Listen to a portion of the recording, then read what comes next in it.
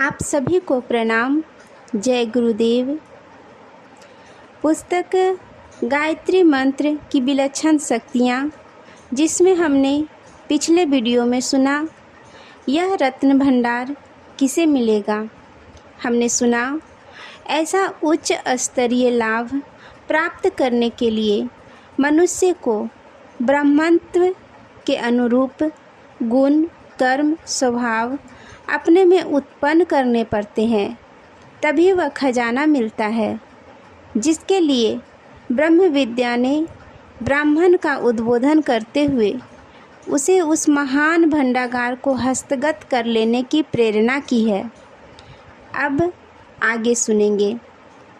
गायत्री मंत्र में जिन देव शक्तियों का समावेश है वे सत्पात्र पर ही अवतरित होती है। स्वर्ग से उतरकर गंगा पृथ्वी पर आई तो उनको धारण करने के लिए शिव जी को अपनी जटाएं फैलाकर अवतरण की पृष्ठभूमि तैयार करनी पड़ी थी। भगीरथ के तप से प्रसन्न होकर गंगा ने पृथ्वी पर उतरने का वरदान तो दिया था, पर साथ ही यह भी कहा था कि यदि मेरी धारा को संभालने वाली भूमिका न बनी तो धारा पृथ्वी में छेद करती हुई पाताल को चली जाएगी। उसका लाभ भूलोकवासियों को नहीं मिल सकेगा। इस आवश्यकता की पूर्ति जब शंकर भगवान ने कर दी, तभी गंगा अवतरण संभव हो सका। गायत्री महाशक्ति की भी ठीक यही स्थिति है। उसे धारण करने के लिए समर्थ पृष्ठभूमि की अनिवार्य रूप से आवश्यकता है, और इस आवश्यकता की पूर्ति ब्राह्मत्व के गुण, कर्म, स्वभाव से संपन्न साधक ही कर सकता है। ऐसा ब्राह्मण मंत्र की महाशक्ति को अपने में धारण कर सकता है और उसे व्यक्ति एवं समाज का महान उपकार साध सकता है। कहते हैं देवताओं के अधीन सब संसार है। देवता मंत्रों के अधीन है। वे मंत्र ब्राह्मण द्वारा प्रयुक्त होते हैं, इसलिए ब्राह्मण भी देवता है।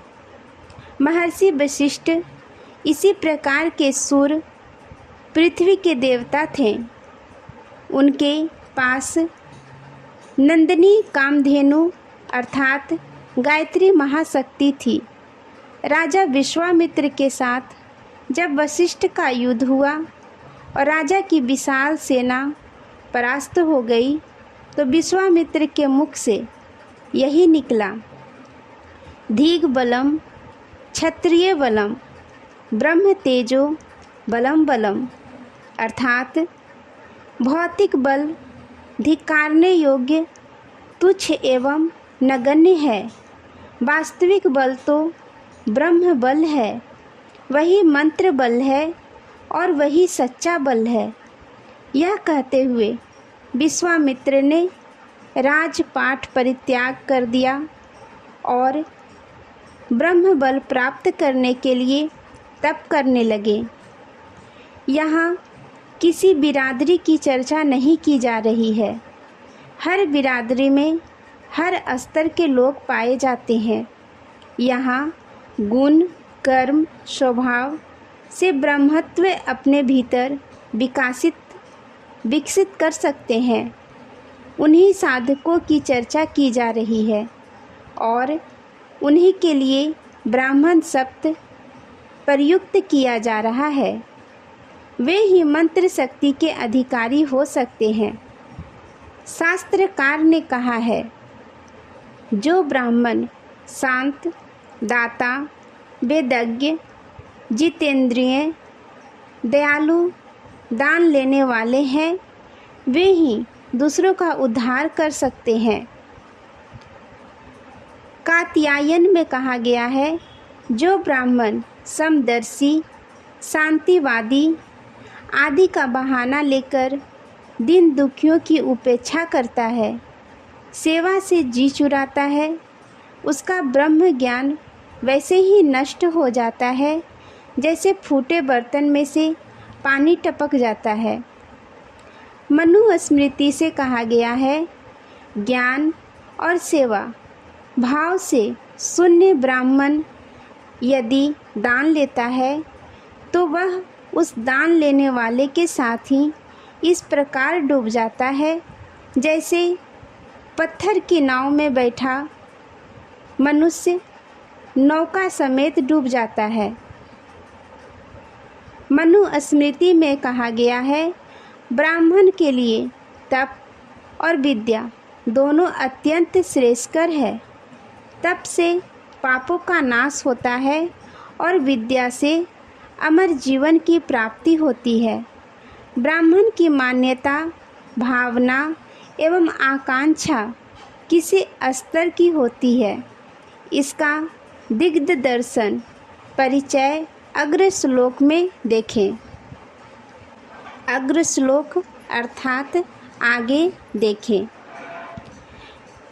नीति दर्शन सार में कहा गया है, मैं किसी से याचना नहीं करता, न किसी को ठगता हूँ और न किसी की नौकरी करता हूँ, तो भी मुझे कभी दीन होकर नहीं रहना पड़ता, क्योंकि सुंदर वस्त्र, मधुर भोजन, श्रेष्ठ स्त्री, ये सब चमत्कार मेरे हृदय में नित्य स्फुरना करने वाली मेरे कुल की कामधेनु ब्रह्म विद्या स्वरूपिणी देवी के ही है।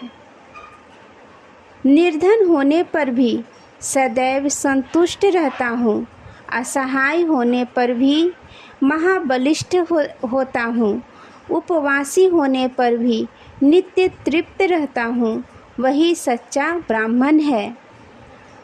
ब्राह्मणेतर वर्ण भी गायत्री साधना का लाभ उठा सकते हैं। उसकी चर्चा शास्त्रों में जगह जगह उपलब्ध होती है तथा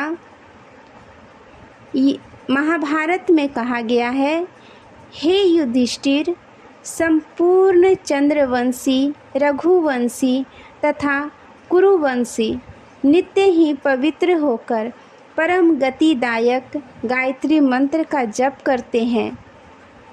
वाल्मीकि रामायण में कहते हैं, परम उदार ऋषि के वचन सुनकर राम लक्ष्मण दोनों भाई स्नान आचमन करके गायत्री का जप करने लगे।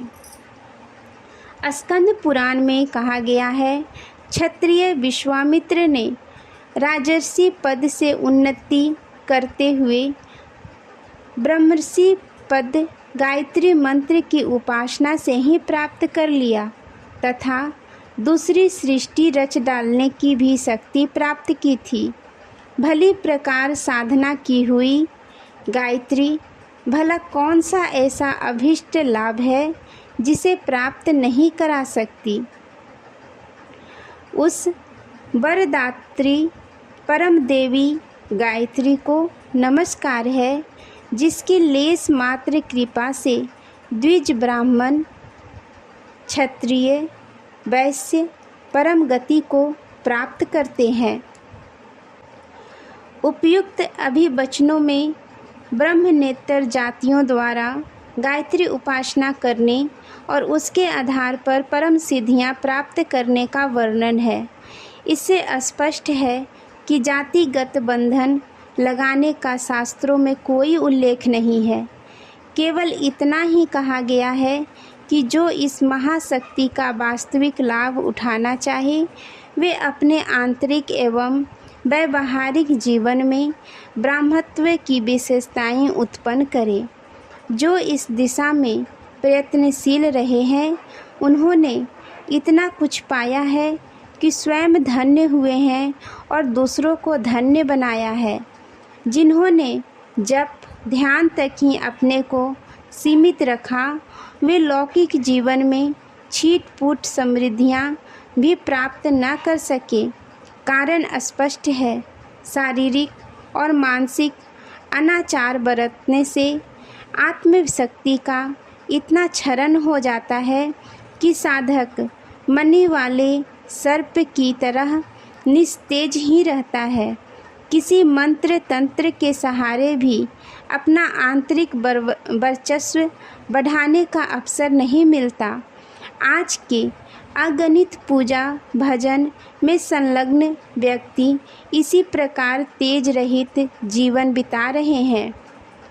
उन्होंने उपासना को सरल जानकर उसे तो अपनाया, पर जीवन शोधन की कठिन प्रक्रिया से बचते कतराते रहें। ऐसे लोगों को आत्मबल और उसके आधार पर मिलने वाली महान उपलब्धियां भला मिले भी तो कैसे, और अपने आशीर्वाद से किसी का भला कर सके तो कैसे।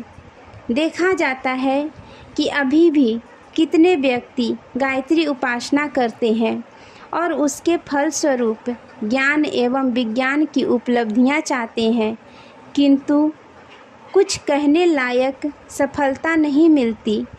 इसका कारण उनके उपासना क्रम का अधूरापन ही है।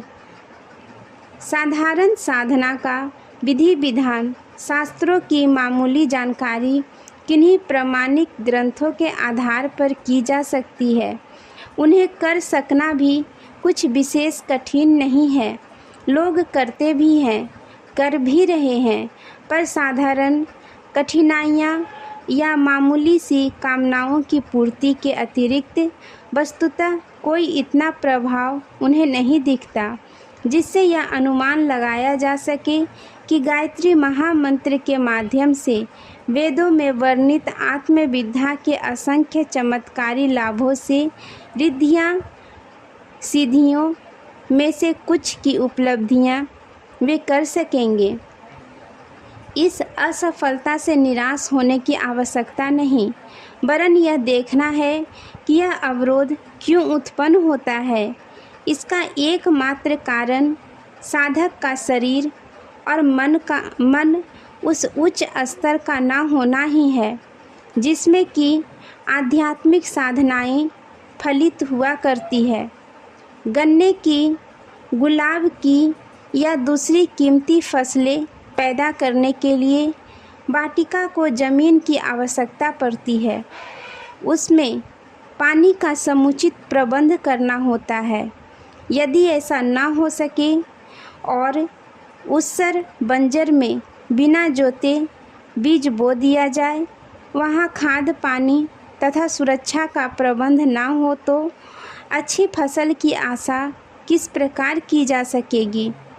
आध्यात्मिक साधनाएं जिनमें गायत्री उपासना प्रमुख है, एक प्रकार की वैज्ञानिक कृषि है।